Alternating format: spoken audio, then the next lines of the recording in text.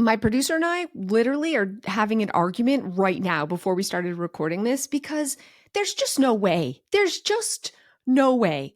We're going to talk about that big argument, and hopefully you can be like the deal breaker in this and let me know what's actually true and who's right. But we're also going to be talking about the treasures or the lack of treasures in storage, like things you're storing. And there actually is money to be made with your storage, either your unit or your room, but it's not what you think. Make sure you stay to the end because I'm going to announce something so awesome. We are having a Clutterbug contest, and hopefully you're going to be like one of the first contestants ever. I'm going to share all the details. You don't want to miss this, so stay tuned to the end of this podcast. Hey, Clutterbugs, welcome back to the Clutterbug podcast. Just like always, you are not allowed to just listen or watch. You have to get up and take action and learn while you do. Make yourself proud. And today I want you in your storage space, whether you have a storage room or a basement or that doom closet, wherever you just chuck the stuff that you don't want to deal with, that's where I want you to be today. And I want you to ruthlessly make decisions. Like, look at stuff and say, is this worth the space that it's taking? And an easy place to start is with empty boxes, because you have some. You don't need that vacuum box from the vacuum you bought 5 years ago. You definitely don't need the TV box. Why is it so big? Let that go and then dig a little deeper. Like, open the boxes, open the totes. Just because you've organized it in the past doesn't mean the stuff inside needs to be kept. All of this is stealing your square footage. It's stealing your just like joy and happiness. And today you're making the decision and it is going. One of my most controversial, I think, takes when it comes to organization and just like generally like your home in general is that you do not need a dedicated storage room. There, I said what I said. Like a closet, maybe. You could have a closet for long-term storage. A room, absolutely not. People think I'm absolutely nuts. Not only do I not think you need a storage unit that you pay for, but if you have a space in your home that's dedicated purely to storage, that's bonkadonks, okay? And I've had lots of clients that I've worked with who at first dedicated a large amount of their square footage to this, and through decluttering and growing their muscles, they have actually reclaimed usable living space. And they agree with me now that you don't need a storage space. Just saying. You know what I have a real problem with? This show on A&E, maybe you've seen it. It's been running for 16 seasons, and it has fed us all a lie. And that show is Storage Wars. And the lie is that these storage units are filled with hidden treasure. What a crock of crap that is. People are paying a monthly fee to store things because we have this I don't know, this illusion that the things in there are worth money. And so we pay good money in order to keep it. Guess what's usually in there? Stained mattresses and old paper. There's not coins. There's not diamonds. There is nothing of value. You may have a speaker system that you once paid $800 for that is now worth $20. And yet you are paying like $100 a month or more. That show, it has lied to us. It's like Antiques Roadshow, also have a problem with that show, but on steroids, because it's even more toxic, because it's giving you this false illusion that, first of all, having a storage locker is normal, and that second of all, there's actual money in there. They actually have a dollar sign in the title, like Storage Wars. It has like a dollar sign, like just reinforcing that your storage is worth money. What a lie. The thing about reality TV, I mean, it's reality TV, is that it isn't actually real, friends, okay? So we're watching this and they're sending us this message that every storage locker has something worth so much money hidden amongst the junk. And I've been on TV. I am here to tell you that there's probably a producer like secretly hiding stuff. The camera's cut, they like break the lock, the camera's cut, and the producer's hiding the good stuff in there because nobody would put something of extreme value in a storage locker and then just leave it there and pay pay this monthly fee. It's just not realistic. And it also makes us believe that maybe we have treasure in our storage too, which stops us from ever dealing with it or decluttering it, because we think, what if we accidentally throw out something that's of huge amounts of value? So I started this podcast by telling you that there is money to be found in storage, but it's not what you think. It isn't that dynasty Chinese urn or something. You know what I mean? It's not that. It's the money recovered that you're paying when it comes to those monthly storage fees, right? I mean, they start at $100 a month or more. That is literally thousands and thousands of dollars that you're tossing into storing dirty old mattresses. There, I said what I said. But also, even if you don't have a storage room, there is money in your square footage. And I want to share a quick story with you of something that happened, how I kind of discovered I don't need a storage room, and how it translated to dollar signs in my pocket when I switched my thinking and I switched around my home. When Joe and I were first married, we bought a kind of like our starter home. It was 3 bedrooms with a downstairs room that we were using as a playroom. And we had this big, long laundry utility room that ran the entire length of the house. Half of it was for laundry and half of it was for storage. Stacked bins, boxes, all the way to the ceiling in our storage room. It was an unfinished space. But when Joe lost his job and he decided to start a business, we were really struggling as a one-income family. I was running a daycare out of my home and we had no place for Joe to work. And so we had to make a decision, like, we can't afford to move. What are we going to do? We need more square footage out of this tiny 600 square foot home, my friends. And I decided to turn the storage room into his office, which means I had to be really ruthless and declutter a bunch of stuff. So I went in, I actually started opening totes, and I realized, oh my gosh, this is baby clothes that my kid has actually outgrown. And there's a bunch of clothes that I have outgrown. Why am I keeping them? And holiday decor I would never use again, memory items that were really not special and worth the space that they were taking up, and a bunch of actual junk, things that I didn't want in my home anymore, but I felt like I couldn't let go of it because it was expensive or it cost money or I didn't want to be wasteful. So instead, I just wasted square footage by storing it in the basement. In one weekend, I took out 2 truckloads of stuff and we put in some inexpensive vinyl flooring, quickly drywalled, and we turned our 3-bedroom home into a 4. I mean, maybe not legally a 4, but listen, okay? We had an office down there. When we sold our home, our realtor actually listed it as a 3-bedroom plus 2 in the basement because we had these 2 extra rooms for an office, for a playroom. And we ended up getting like $15,000 more for our home than our neighbor did, which was the exact same layout because we had that extra living space, not just for storage. And that's when I really realized I didn't miss anything that I let go of, like nothing. I did not miss one darn thing.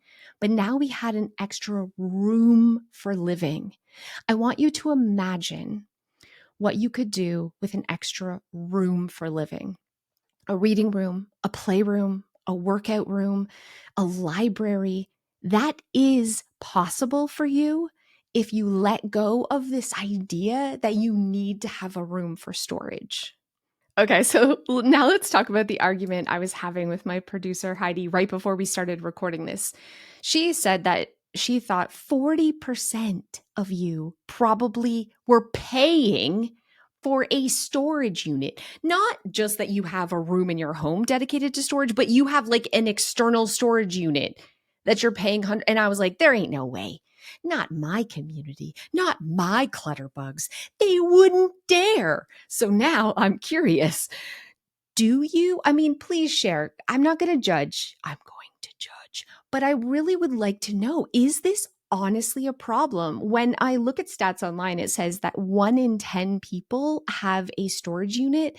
But I feel like that's first of all, it's got to be inflated. And second of all, maybe this is for like highly urban areas where people are in a small condo and they don't have a garage or a shed, which totally makes sense if you are in a situation like that and you live in New York to pay for a storage space or have a storage space. If you have a regular home, that is bonker donks. Anyways, go to clutterbug.com/talk to Cass. You can be anonymous if you'd like, and let me know if you do, in fact, have a storage unit you pay for and how much you pay per month to have it. I'm going to guess that there'll be none of you. Here's what the research actually says. People who have a storage unit that they pay for, it usually comes down to the 5 Ds. So the 5 reasons. The first is downsizing. So they're moving to a much smaller space. The second is decluttering. And I feel like this involves kind of if you're moving and you have to really drastically declutter the space so it looks good so you can stage it, you know what I mean? You would rent a storage unit. Divorce. Oh, you got to rent a storage unit while you're figuring out where you're going to live and everything. Death. So someone passes away and you want to go through all their belongings, but in the meantime, you're putting it into storage. And last is deployment. So the 5 Ds, 5 reasons to have a storage unit. And they're all kind of sad a little bit. They're kind of depressing. I feel like when things are stressful, I mean, all of these situations are insanely stress inducing events in your life. We just don't want to deal, right? We just don't want to deal with anything else emotional and have some thoughts. So it's kind of like, well, let's just put it in storage and we'll deal with it later. We'll kick that can down the road. It's the ultimate procrastination, except life's always lifey. And there's always crazy chaos coming in. And now we've just sort of shifted it on a shelf to the side and we're appeasing it with money that we're throwing at it every single month so we don't have to deal with it. And before you know it, that $100 or $200 a month is adding up to a vacation you could be taking every year. It's adding up to huge amounts of investments. It's adding up to your potential retirement fund. It's stealing from you. And not only financially, but it's always that to do on the back of your mind that you just can't escape. It's always like, I need to get to that storage locker. And I'm going to be really honest with you. I had a storage locker twice in my life. One was when I moved. I went from being homeless to having my own apartment, breaking up with my partner, and then moving to a much smaller place. So I rented a storage unit because I had no other place for my furniture. And then I continued paying for it for 5 years just because I didn't want to deal with it. Finally, Joe and I got together and we were going over my finances. He was helping me because I was a wreck with it. And he's like, what are you like? What's this line for storage fees? Let's go actually see what's in there. So we go, I crack the lock, we, raise the door, and it's just old yucky furniture. Like I physically cringed at what was inside. Like, ooh, look at that rolled up dirty rug and that old tube TV. I have a tube TV. I mean, honestly, nothing was even worth selling. And I had wasted thousands of dollars storing it because I just didn't want to even think about it or deal with it. We ended up clearing it out in under an hour, filling things in the back of the truck and just taking it to the dump, and it was done and it was over. How ridiculous. And the second time in my life that I had a storage unit was when Joe and I were selling our home to buy this house. It wasn't crazy full, but like when you want to stage it and make it feel really empty and have your garage have like nothing but one singular rake. So we stored a bunch of the kids' hockey gear that they were using because it was off season, just, camping stuff, all the things that are useful and that we use, but we didn't want it at the time. And we gave ourselves a 60-day limit in order to go and declutter it and make a decision. And here's the craziest thing. We procrastinated it for like 4 months. We doubled that time. And when we actually opened the store, we had been living without this stuff for months. When we actually opened the door, over half of it, I didn't even want to bring into my new home. You know what I mean? I'm a decluttering expert. And yet I fell into the trap of, I'll just put it in storage and kick that can down the road. What a huge mistake that was. I think for a lot of my viewers, if they do have a storage unit, we talk a lot about the time will tell bin. So if you're not sure about something, but you have a lot of anxiety, pack it up and put it in another room. And then if you don't miss it, right? Then you can let it go. But if you do miss it, it's there waiting for you. And I do feel like sometimes an external storage unit is kind of like a time will tell bin. We're treating it as this like, ooh, I don't want to make a mistake. I have this perfectionism or I have this anxiety that I'm going to regret letting something go. I don't want it in my house. I don't even want it in my garage. So I'm going to pay to hold on to it so that I don't regret wasting the money. And to say it out loud is so bonkers, right? Like we're spending money so that we don't feel like we're wasting money. But that's exactly what's happening. And it is part of the scarcity mindset and the scarcity cycle. And when we actually take time to go there and open up the storage locker and take a look, I think that is when it hits us how silly this whole concept actually is. Have you heard of preservation becomes paralysis?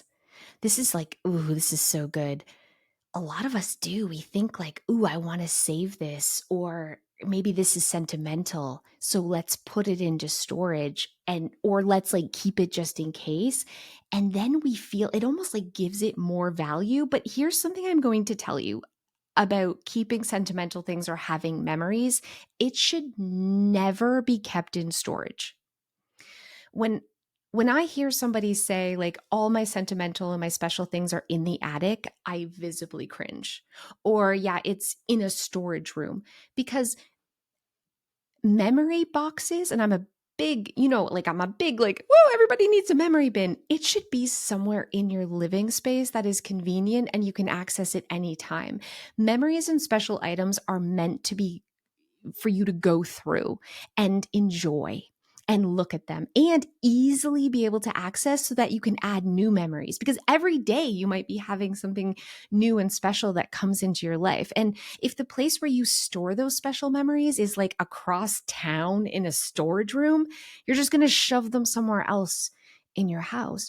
So preserving something should mean giving it a place of honor in your living space, even if it is a closet that's easy to access, not procrastinating dealing with it and shoving it somewhere, because yeah, it's going to give you that paralysis of, I know I need to deal with it, this stuff is important, but I don't have the time right now, or I'm afraid to like deal with emotions right now, so you just push that off, possibly indefinitely. And I'm not just talking to people who currently have storage units that you're paying for right now. I really want anyone who's using a room in their home dedicated to storage, or if you are like thinking in the future ever about getting a storage unit so that you can declutter or have less in your home today without feeling the emotion, without having to make hard decisions. I hope that you really are listening to this podcast and realizing it's like a cautionary tale, right? It's make the decision today. Do the work today. Don't push it off till tomorrow, because you're just adding a tax. You're adding an actual financial tax to your future, but you're also adding like extra emotional tax as well. You know how I love rules. I love decluttering rules. And I do think there are some like general rules or guidelines that you can ask yourself when it comes to things you have in storage. And the first is, have I used this in the last 2 years?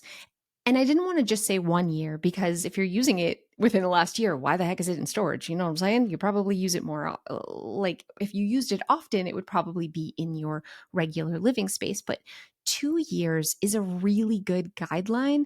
If you haven't accessed something in the last 2 years, you probably don't need it. The second question is, does it make me happy, or does it have a clear purpose in my life today?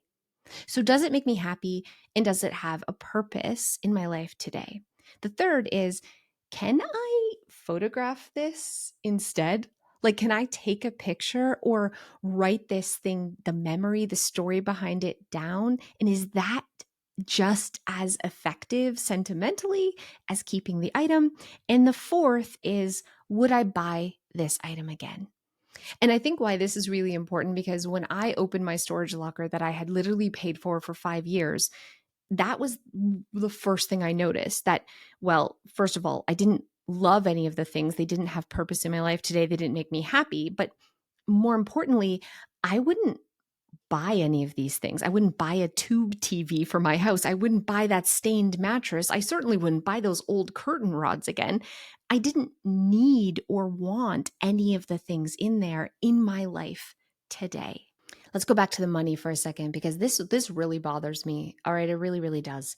Storage units in America generate 50 billion with a B, dollars a year, billion. And there's over 50,000 like storage places. 50,000. You guys got like what, 52 states down there? I don't know, math, but that's like 1,000 per state. What the heck? And each of those units, is that right? How many states you got? I don't know how many states you got. 50? Is it only 50 states? Does that include Alaska? I don't freaking know. Okay. My producer just told me there's only 50 states. Okay, I don't know. I'm from Canada. How the heck would I know? Cool. 50 states.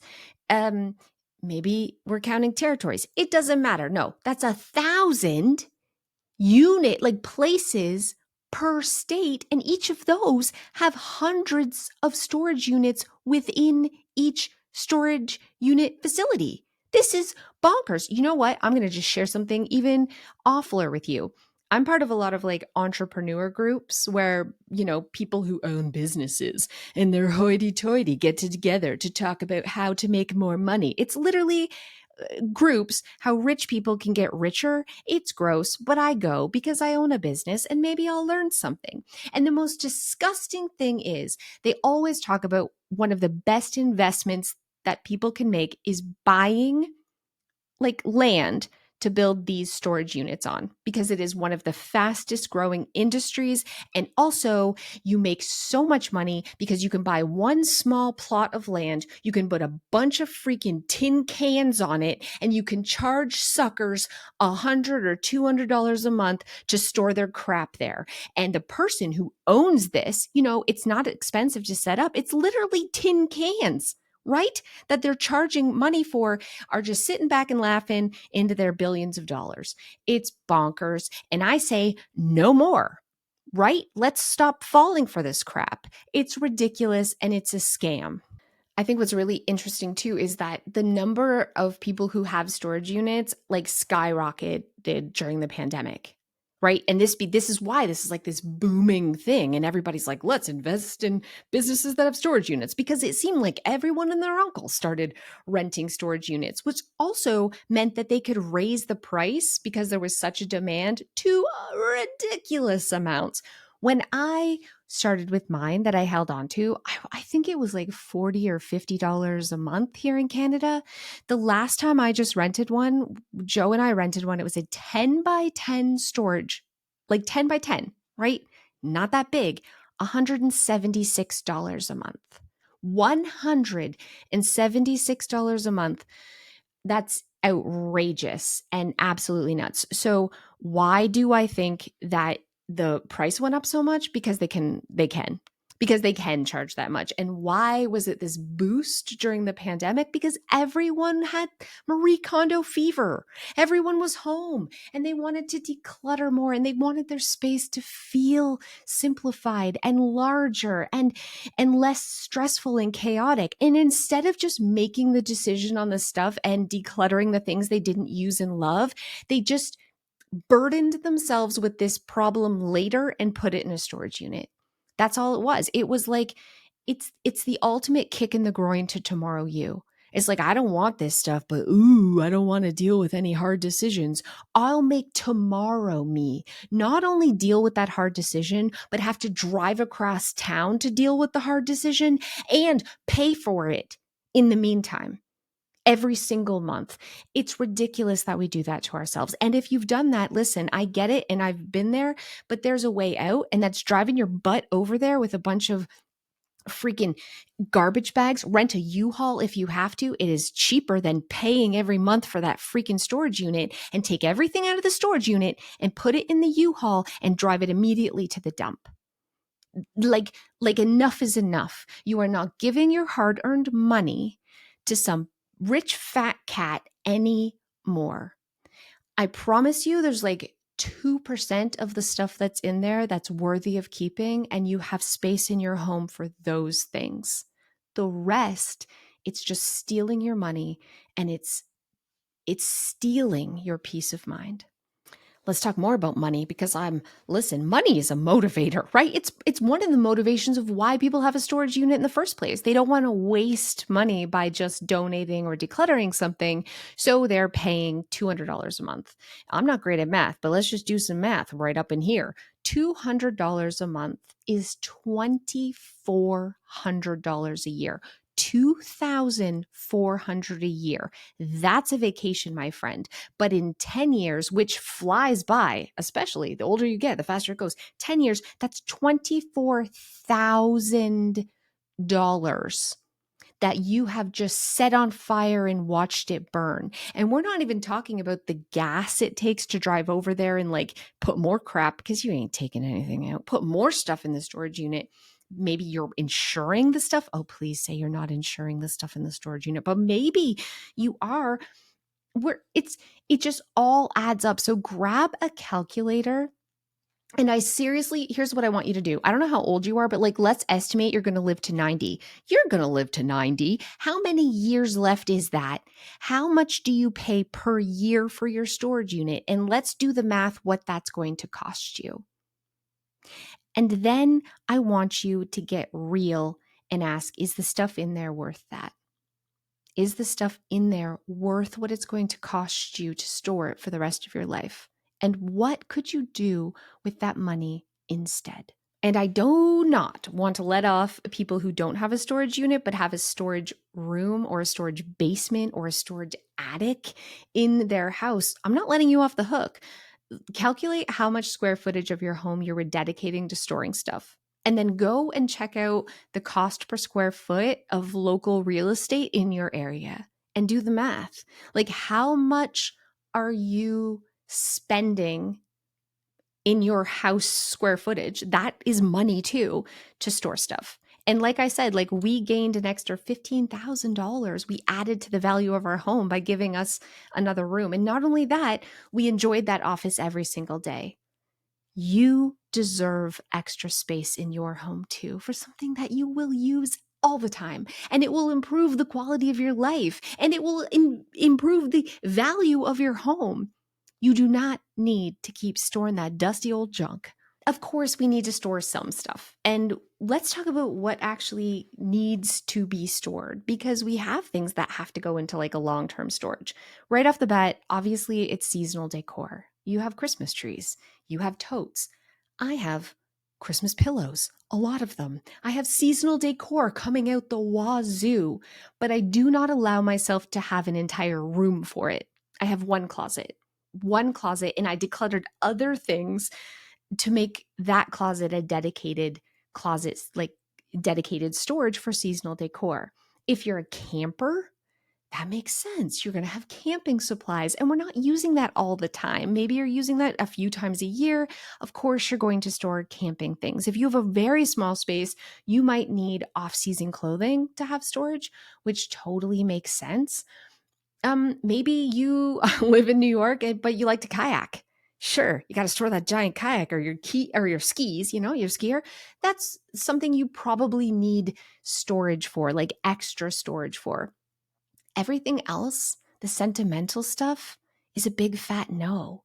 Storing your mom's dining room table, It's not special enough for you to use as your everyday dining room table. Why the heck is it in storage? Storing memories in totes and bins, you should have a memory closet or store them under your bed. So anytime you're feeling nostalgic or you're missing your loved one, you can go through and enjoy those memories. That's what they're there for, not to collect dust. We're not honoring memories by having them collect dust in a attic or a storage room. That's bonkers. Honestly, like beside off-season things or like holidays and the occasional sporting equipment or camping, I can't think of anything else that is worthy of storing. And those things are so small. Those are things that like a closet will do.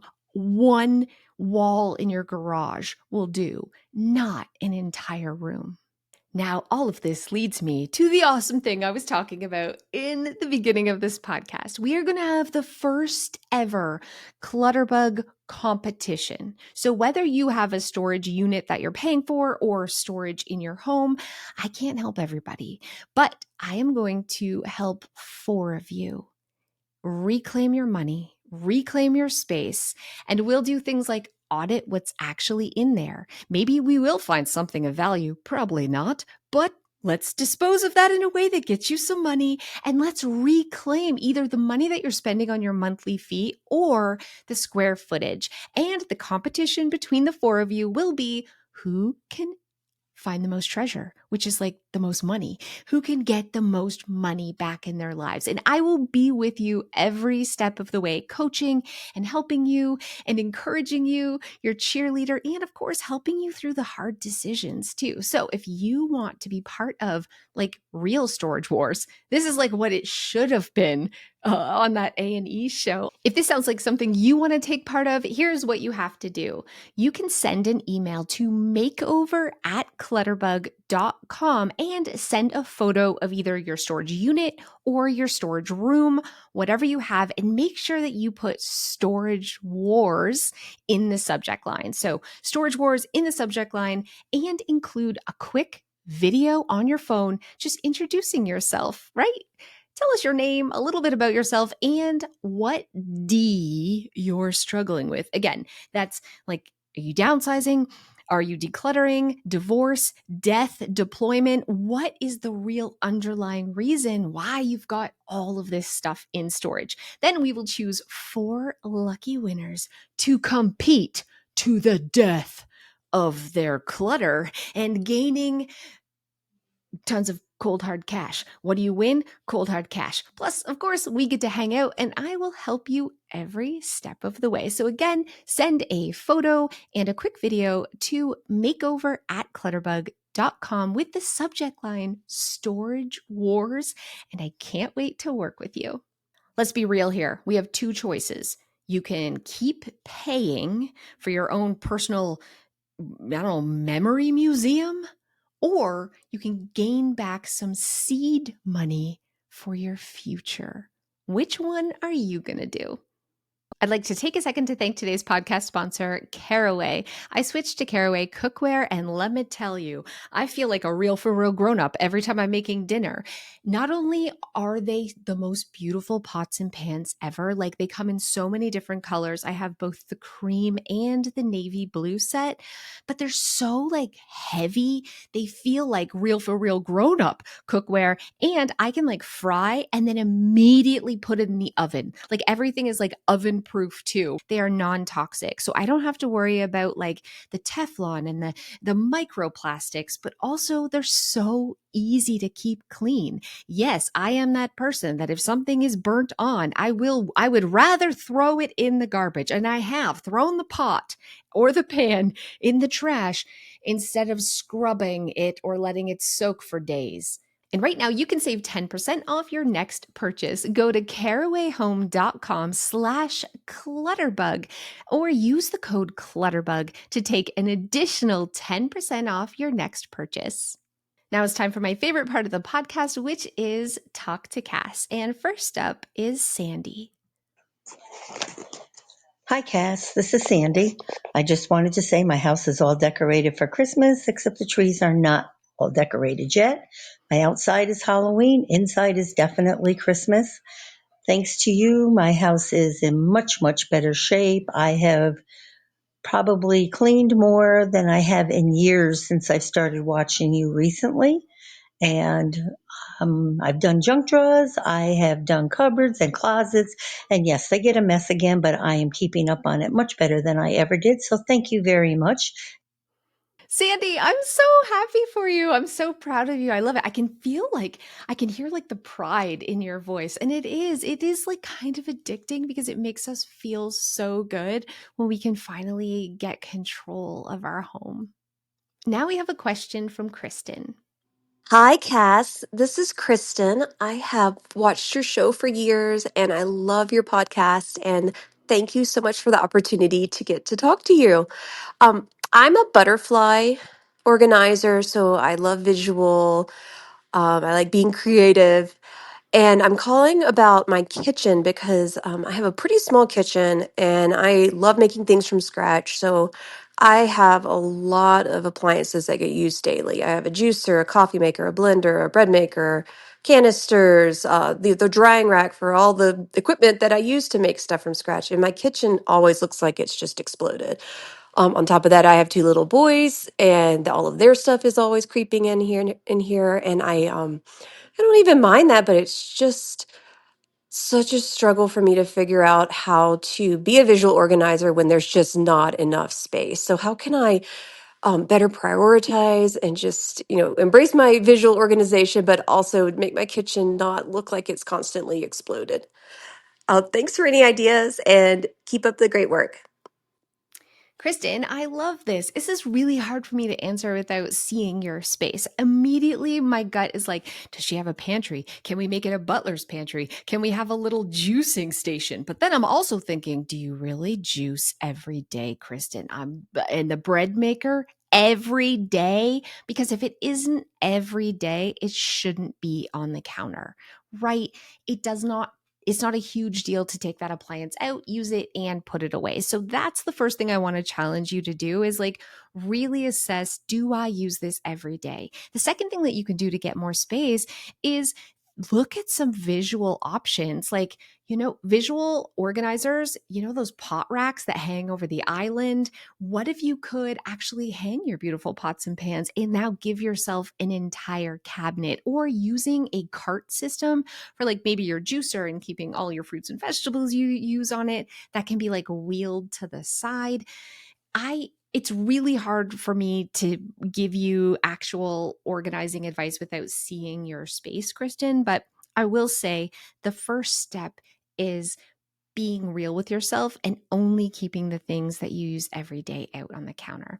I know that's not what you want to hear. If you want to have a virtual makeover with me, though, Kristen, you might be able to win. So you can send in a quick video and photo of your kitchen to makeover@clutterbug.com, because I'm always giving away virtual makeovers where I will help you come up with a custom organizing plan for your space. I also did a video where I showed how I organized a visual space. It's like a combination, how to combine different organizing styles in a kitchen, over on my YouTube channel. So if you want to go check that out, hopefully you'll get some visual ideas that can help kind of keep things visual, but calm it so it doesn't feel like clutter. That video is over on my Clutterbug channel.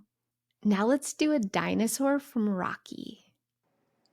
Hey, Cass, this is Rocky. And my sister and I, and actually my husband, we all listen to you and try to follow some of the rules. My sister and I are trying to break generational hoarding, and that's pretty tough. But anyways, I have a decluttering dinosaur for you. It's a two-parter.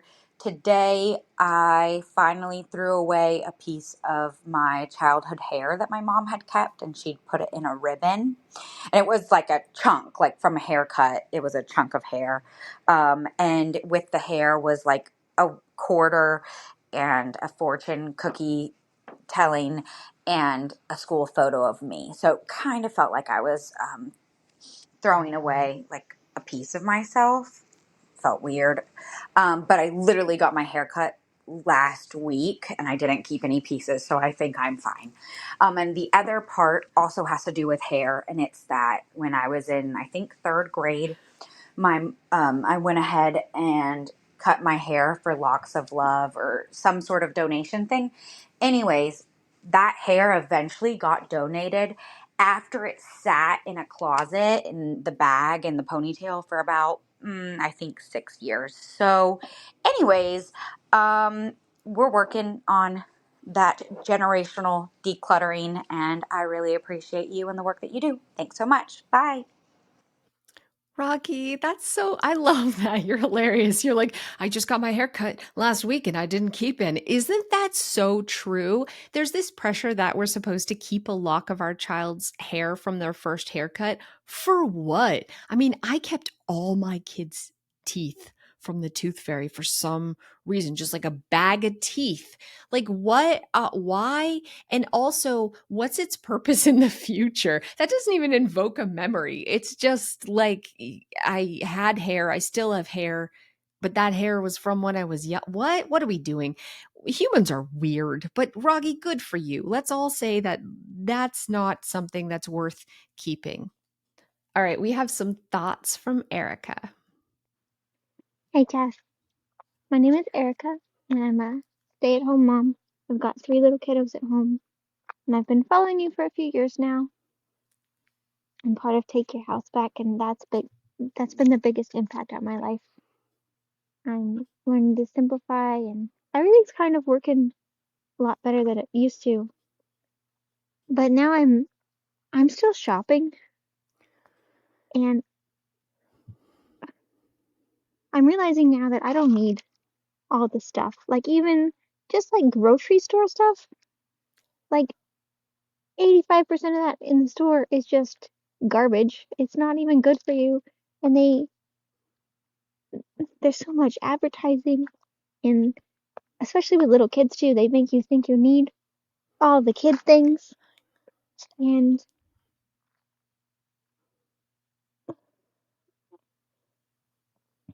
I guess why I'm reaching out is because I'm hoping that you'll shift a little bit. All of those of us who are struggling with clutter, at least most of us, I'm guessing,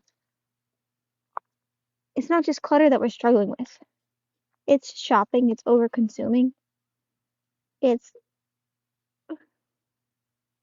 And I feel like I'm not even the problem anymore. It's the fact that there's just so much out there targeting targeting us all the time. And I'm not financially savvy at all, but I know that you are. And I'm hoping that there's I'm hoping that there's gonna be a shift in even in your content. Like I love the decluttering message, but also I feel like you should shift to the shopping side of things. Like we gotta stop shopping because we don't need the things. We need the dopamine that the things give us. And I'm so tired of being in debt and not having anything of actual worth. It's sucking the life out of me, sucking the life out of my family. And I'm really asking for your help. So please if you could do I mean this in content you've always done of course, but with more focus on the financial side of things and how to stop. Just stop. It's crazy the amount of just time being wasted on all the things we don't need at all. All the lies. My brain lies to me so much, and I'm tired of being lied to. And I love you, Cass, and I hope I can't wait for your new book. And I'm ready for you to write another one after this one about financial stuff. Thanks. See you soon. Thank you, Erica. You're right. I do need to talk more about the financial stuff. I think I feel like a bit of an imposter because I'm very impulsive when it comes to money, and I do consume way more than I should. And I know, and I give in. Oh, I give in. If I go to Costco and I'm like, I'm just going for the pop because my kid has an issue with Coke Zero and it's cheaper to buy it there, I fall for those end cap bull crap where it's like, oh, they have flameless candles and it's $22, and I end up spending money I shouldn't. So I feel like I don't talk about it a lot because I feel like a hypocrite. That's the honest truth. But I will say that there are a few things that I've done that have helped, and I want to share those with you. And they might seem kind of drastic, but anyways, I do not buy anything on credit ever. Like, that was the first rule. If I don't have the cash in my bank account, I am not allowed to have it, period. Period. There's no buying anything on credit ever. So that's helpful because it stops me from I can still overconsume, obviously, but I'm not like putting my family in jeopardy with this hard boundary, this hard rule. And that rule I had when I made no money at all. Like, I remember multiple times it was like family members' birthdays, my mom's birthday once, my daughter, her second birthday. We had just given birth to Abby, and I didn't have money to buy my 2-year-old a birthday gift. And I was like, I can just put it on a credit card. But no, like, the rule is absolutely that's not happening. And guess what? She didn't know. We just wrapped up toys she forgot she had. Whatever. I felt like a horrible crap mother, but in hindsight, thank goodness I did that. She did not notice, and it went on. So that's the first rule I would say. And that also means, like, anytime you know that you have this impulse thing. So the grocery store is not my friend. I have to do, like, I order it online and then I go for a pickup, because as soon as I go inside the building, I will buy scented candles. I will buy bull crap. I am too impulsive, but I know this about myself. So I don't allow myself to go inside the building. And that's another thing that you could do. I think sometimes when we're bored, we're like, let's just go to the store. No, that's bad. So if you try to follow those two rules, Erica, like, you order online and you do the pickup where you don't go inside the buildings. No credit card saved on Amazon allowed.